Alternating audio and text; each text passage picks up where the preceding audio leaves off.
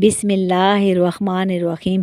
متروں، پرتگال یورپی ملک ہے اور بحر اوقیانوس سے لگتا ہے۔ لزبن اس کا دارالحکومت ہے۔ انڈیا کا سفارت خانہ بھی ہے وہاں۔ نزا مغرب پڑھ کر بمبئی سے پرتگال کی فلائٹ پکڑتا ہے اور 14-15 گھنٹوں کی طویل مسافت میں وہ لزبن اترتا ہے۔ اسے لینے گاڑی آئی ہوئی تھی۔ اس کے پاس سوائے ID کارڈ کے اور کچھ نہیں تھا۔ وہ گاڑی میں بھی سو گیا۔ کئی گھنٹوں کی ڈرائیو کے بعد وہ لوگ ایک ایئر بیس میں پہنچے۔ نزا کو اندر لے جایا گیا۔ نزا بستر پر گر کر پھر سو گیا۔ طویل سفر نے اسے بہت تھکا دیا تھا۔ جاگا تو بے حد بھوکا تھا۔ امبیسی کا عملہ آیا ہوا تھا۔ نزا کو انہوں نے سامان چیک کروایا۔ متروں، نزا بیرون ممالک میں گھی، ہنی، گندم کا آٹا اور گڑ 4 چیزیں استعمال کرتا تھا۔ ٹھیک ہے، مجھے روٹی بنا دو۔ انڈین کوک تھا۔ نزا نے بات لیا تو اسے لباس دیا گیا۔ نزا نے سیر ہو کر گڑ گھی کے ساتھ روٹی کھا لی اور گارڈ سے کہا، یہاں کون کون ہے؟ سر، 4 آفیسرز ہیں، ہم 2 گارڈز اور 1 کوک۔ نزا نے آفیسرز کو بلوایا۔ وہ آ گئے اور بیٹھ کے، سنو، مجھ پر کتنا خرچہ پر ڈے گورنمنٹ نے الاؤ کیا ہے؟ نزا نے پوچھا۔ سر، جتنا آپ چاہیں، ایک آفیسر نے کہا۔ گورنمنٹ نے جو طے کیا ہے وہ بتاؤ۔ متروں، نزا پہلے بھی پرتگال میں کام کر چکا تھا۔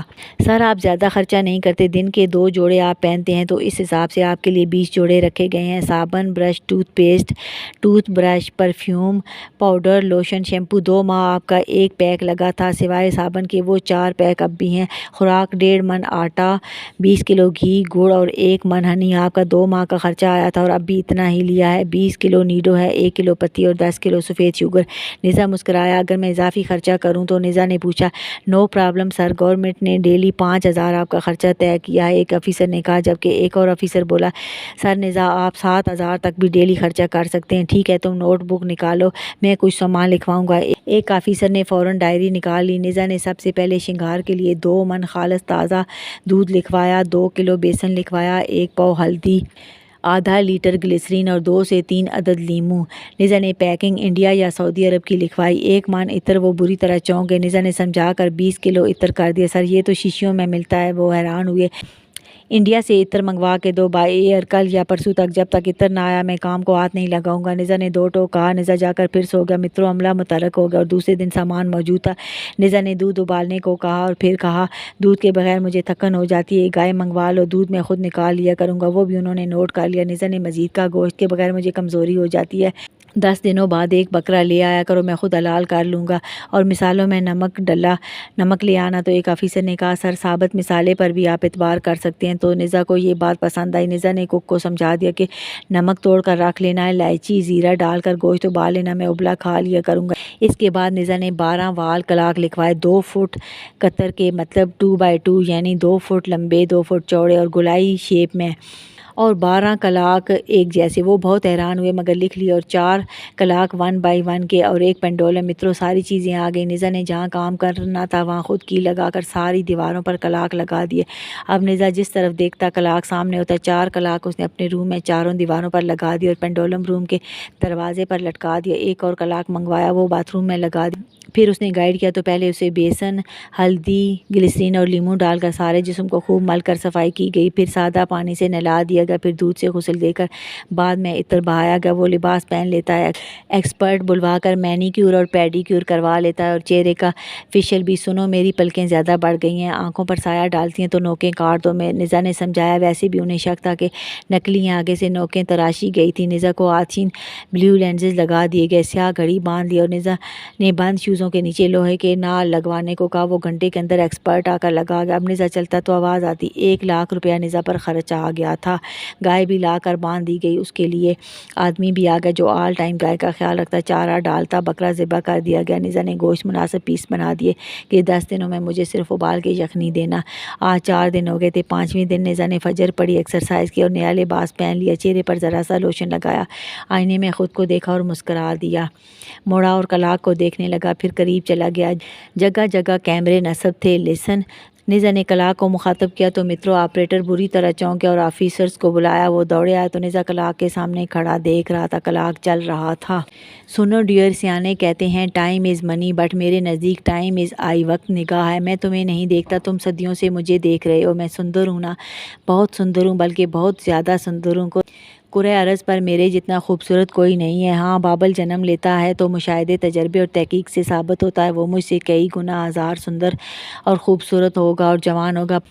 پر اس وقت سر سے پیر تک صرف نزا خوبصورت ہے۔ میری سفید اور گداز کلائیوں کو دیکھو، مجھے بہت پیاری ہیں، ان میں بندی گھڑی کے ٹائم سے مجھے پیار ہے۔ یہ ٹائم میری گھڑی میری 5 نمازوں کی گواہ ہے۔ میرے اندر کوئی برائی نہیں ہے، میرے اندر کینہ نہیں ہے، میرے اندر بغض نہیں ہے، میں بخیل نہیں ہوں، میں منافق نہیں ہوں، میں جھوٹ نہیں بولتا، میں چوری نہیں کرتا، میں زنا نہیں کرتا، میں گندے خیالات نہیں پالتا۔ میری تنہائیوں کے یہ کیمرے گواہ ہیں، مجھے سیلف کنٹرول ہے، میں اکیلے میں سیکس کی تسکین خود سے نہیں کرتا۔ میرا قرآن میرا دوست ہے۔ ہاں، میں نے اپنے باپ کا حکم نہیں مانا، ان کی خاطر نسل سانجی کا وچن پورا نہیں کیا، اور میں وچن پورا کر دیتا۔ اگر میرے باپ نے مجھے حکم دیا ہوتا، وہ مجھے کمانڈر کے حوالے کر کے کمانڈر کو سمجھا کر چلے گئے۔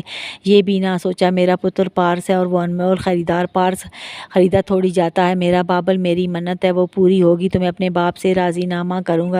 اگر میرے باپ کا عہد ہے کہ وہ کمانڈر نارائن کے بغیر جنت میں نہیں جائیں گے تو میرا بھی عہد ہے کہ میں اپنے پریوار کے بغیر جنت میں نہیں جاؤں گا۔ میں روز بابل حافظ قرآن ہے، ہم اپنے پریوار کو دھکیل کر جنت میں لے جائیں گے۔ سنو، میرا کام بہت زیادہ ہے، ہارڈ ورک ہے، میں اپنے پتر بون کو بہت مس کرتا ہوں، میں مائیکل کو بہت مس کرتا ہوں، میں روز کے بغیر زیادہ دن خوش نہیں رہ سکتا، بیاکل ہو جاتا ہوں، اسے تلاش کرنے لگ پڑتا ہوں کہ وہ یہیں کہیں تھی، کہاں چلی گئی؟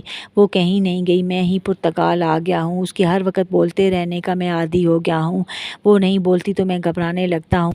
اجول میرا مالک وارث ہے، وہ میرا حاکم ہے، وہ میری مہاریں اسی کے ہاتھ میں ہیں، میں جتنی توڑائیاں لوں وہ ہلکے سے مہار کھینچے میں اس کے قدموں میں جا گروں، وہ میرا ازلی قرار ہے۔ رمل میری ذمہ داری ہے، اس کی سنبھال کرنا میرا فرض ہے، میں فرض سے کوتاہی نہ کروں۔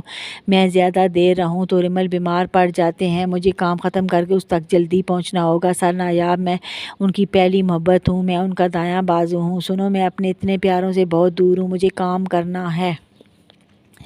میں نہیں جانتا اجول نے بدلے میں کیا سودا کیا، اور میں جاننا بھی نہیں چاہتا۔ اجول مناسب سمجھتا ہے تو مجھے بتا دیتا ہے، میں نہیں پوچھتا۔ I really love Ujjwal and we are best friend too. اور بھائی، اگر اچھا دوست بھی ہو تو زندگی مزہ کرتی ہے۔ نزا کی آنکھ بہہ گئی، وہ بیڈ پر بیٹھ کر بوتل اٹھا کر پانی پینے لگا، پھر کچھ دیر برآمدے میں واک کرتا رہا۔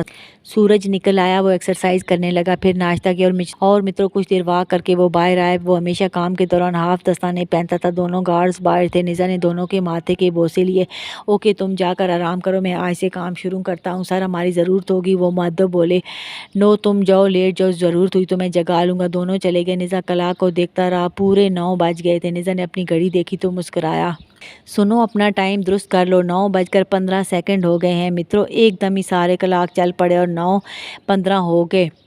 نزا ہنس پڑا، میری کلائی میں ٹائم ہمیشہ درست چلتا ہے، باپو جی میری گھڑی سے گھڑیاں ملایا کرتے تھے۔ نزا نے بتایا اور کام میں لگ گیا۔ زنگ آلود پارٹس تھے، ہاں، لوہا سلامت تھا، کہیں سے خراب نہیں تھا۔ نزا نے پہلے سامان سے جیٹ طیارے کے پارٹس الگ کیے، 2 پر بیک، فرنٹ اور مڈ، اوپر شیشہ، اندر کرسیاں سلامت تھی۔ نزا نے آفیسر سے کہہ کر کاریگر منگوا لیا، وہ کرسیوں کے پلاسٹک شیٹ سینے لگ گیا۔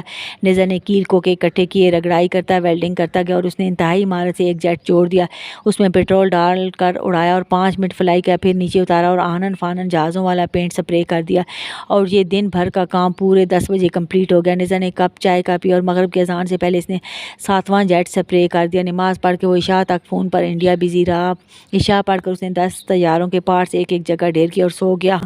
آفیسرز بکھلا گئے۔ نزا نے 7 دنوں میں 200 جیٹ تیار کر دیے۔ وہ آفیسر سے کہہ کر پائلٹ بلوا لیتا ہے جو طیاروں کو مسلسل پرواز میں رکھتے ہیں تاکہ کوئی فالٹ ہو تو سامنے آئے۔ اجول، سویٹ ہارٹ، کام تو اینڈ لگا ہے، بٹ میں انڈیا تب آؤں گا جب تم مجھے ریٹرن دو گے کہ تم مجھے 3 ماہ انڈیا میں رہنے دو گے۔ اجول سمجھانے لگا، روز فارن چلی گئی ہے، انہیں سسلی میں ہارڈ ورک ملا ہے، معاوضہ مناسب ہے، بٹ مان لیا کہ کام مل تو گیا۔ 3 ماہ بہت مدت ہے، نہیں نا اجول، میں 3 ماہ تمہارے ساتھ اپنوں کے ساتھ رہنا چاہتا ہوں۔ نزا بیراگ سے بولا، اچھا ٹھیک ہے، 3 ماہ بعد چلے جانا، نہیں مجھے اعتبار نہیں تو مجھے ریٹرن بھیجو۔ نزا اڑ گیا۔ اجول سوچنے لگا، کام اور کتنے دن کا ہے؟ یہی 3 سے 4 دن کا۔ نزا بولا، بڑا کشٹ دیا ٹائم کو، زیادہ تھک جاتے ہوگے۔ اجول محبت سے بولا، ہاں تھکن تو ہو جاتی ہے، خوراک اچھی لے رہا ہوں، میٹ ملک انرجی دیتے ہیں، اور گارڈ سے کئی بار دن میں کیئر کروا لیتا ہوں، ویسے بھی ماشاءاللہ جوانی ہے، خود کو دیکھ کر خود کا دل بھی مچلنے لگ جاتا ہے تو تھکاوٹ کا احساس نہیں ہوتا۔ دونوں ہنسنے لگے۔ ماشاءاللہ ماشاءاللہ، قسم سے میں تو خود بہرا گیا ہوں۔ اجول بےقرار سا بولا، تو ریٹرن دے بھیجو، دونوں کہیں دور نکل جائیں گے۔ نزا جلدی سے بولا تو اجول دیر تک ہنستا رہا، اور نزا جانتا تھا اجول اکیلا نہیں بیٹھا، اس کے پاس کوئی نہیں ہے، ورنہ اجول کب کا بیگ کر قول و قرار کر چکا ہوتا۔ آخر اجول بولا، سویٹ ہارٹ، تم نے مجھے شیشے میں اتارنے کی بڑی کوشش کی اور میں نے بھی بہکنے میں کسر نہیں چھوڑی مگر لگتا ہے میرے ریموٹ میں نئے سیل ڈالے گئے ہیں۔ آگے اجول نہ بول سکا، ہنس ہنس کر لڑک گیا۔ نزا دیر تک ہنستا رہا، رابطہ منقطع ہو گیا تو اجول وطن نارائن کے آفس میں تھا، نندا جی بھی وہیں تھی۔ وہ کبھی نندا جی کی گود میں، کبھی وطن نارائن کی تھائی پر لڑک جاتا۔ دونوں نے ہنستے ہوئے اسے سنبھالا، پانی پلایا۔ نندا جلدی جلدی سمجھانے لگی،